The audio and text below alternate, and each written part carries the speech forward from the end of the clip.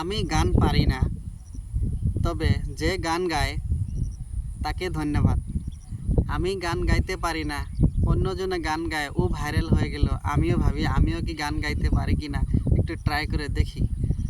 নয়, আপনি যেইভাবে যাচ্ছেন, আপনার আপনার জন্য এইভাবেই তৈরি, আপনি এইভাবেই তৈরি হন না, আপনি এইভাবে যান। তাহলে কি হবে, এই যে আপনি যে অন্যজনকে কপি করছেন, এই কপিটা থেকে আপনি মানে দূরে থাকলেন। আর যদি সবাইকে কপি করে দিন, তাহলে তো হলো না, তাহলে তো আপনি অন্যজনকে কপি করেই আপনি করছেন। গতিকে এইটা তো কোনো রুল নয়। গতিকে আপনি আলাদা এক রকমের একটা সিস্টেম তৈরি করুন, আলাদা রকমের একটা ডিজাইন তৈরি করুন, যেটাকে নিজের ক্রিয়েটিভিটি, নিজের যেটা যোগ্যতা, এই যোগ্যতাকে নিয়ে সবার সামনে তুলে ধরুন।